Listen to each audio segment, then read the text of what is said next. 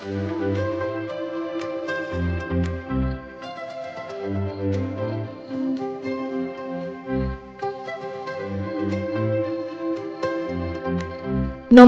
বন্ধুরা, জেনিসের কিচেনে আপনাদের সকলকে স্বাগত জানাই।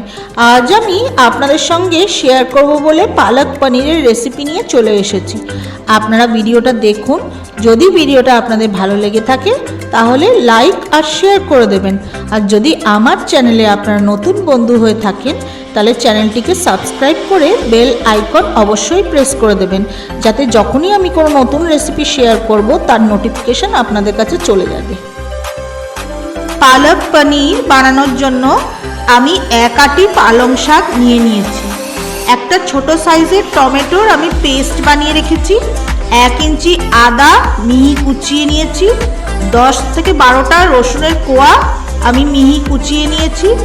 1 টিস্পুন গোটা জিরে, হাফ টিস্পুন জিরে গুঁড়ো, 1 টিস্পুন গরম মশলা, 2 টিস্পুন বাটার নিয়েছি।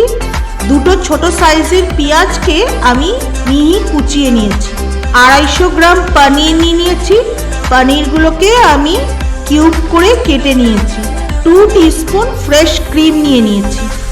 ইন্ডাকশনে একটা কড়া বসিয়ে দিয়েছি। কড়াতে একটু জল আমি গরম করে নিয়েছি। গরম জলের মধ্যে আমি পালং শাকটাকে দিয়ে একটু ব্লাঞ্চ করে নেব। জলের মধ্যে পালং শাকটাকে সেদ্ধ করব না, পালং শাকটা গরম জলে একটু নরম হয়ে যাওয়া অবধি আমি অপেক্ষা করব।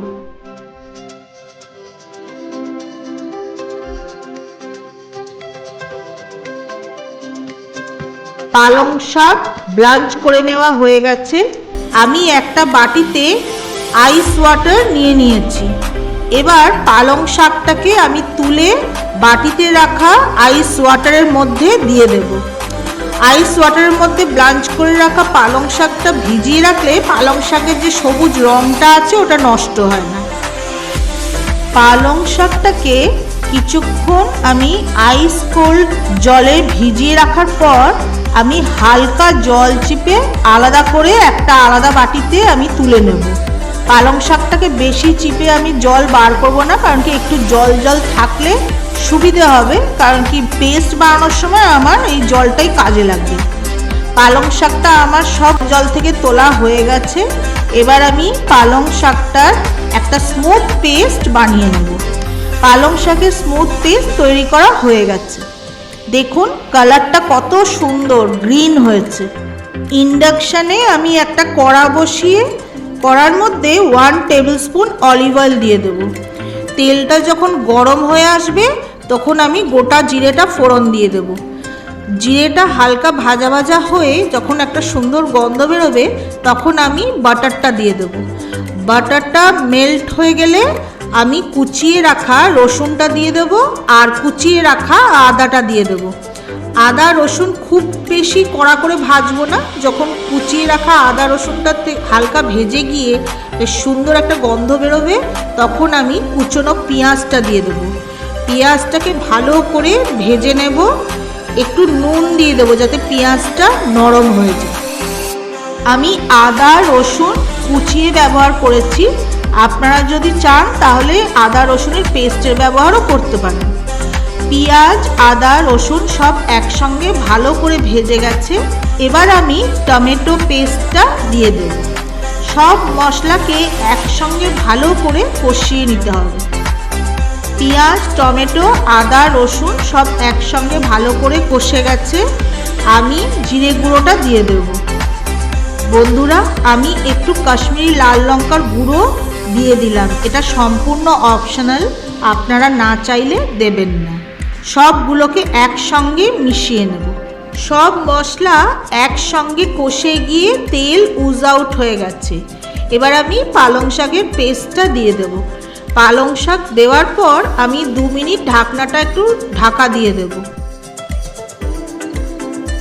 2 মিনিট পর আমি ঢাকনাটা খুলে দেখে নেব পালং শাকটা অনেকটাই শুকিয়ে এসেছে। এবার আমি পনিরগুলোকে দিয়ে দেব। আমি কাঁচা পনিরের ব্যবহার করলাম, কারণ আমার পালক পনিরের মধ্যে কাঁচা পনিরটা খুব ভালো লাগে। বন্ধুরা, আপনারা যদি চান তাহলে ভেজেও আপনারা পালক পনির বানাতে পারেন। এবার পনিরটাকে আমি পালং শাকের সঙ্গে ভালো করে মিশিয়ে নেব। পনিরটাকে পালং শাকের সঙ্গে মেশানোর পর আমি গরম মশলার গুঁড়োটা দিয়ে দেব। সব মশলাকে একসঙ্গে ভালো করে মিশিয়ে নেওয়ার পর আমি ফ্রেশ ক্রিমটা দিয়ে দেব। ক্রিমটা দেওয়ার পর আমি আর বেশিক্ষণ রান্নাটা করব না। পালক পনির আমার পারফেক্টলি রেডি হয়ে গেছে। আমি ইন্ডাকশন বন্ধ করে কিছুক্ষণ ঢাকনাটা চাপা দিয়ে পালক পনিরটাকে স্ট্যান্ডিং টাইমে রেখে দেব। তারপর আমি ডিশ আউট করব। তৈরি হয়ে গেছে পালক পনির।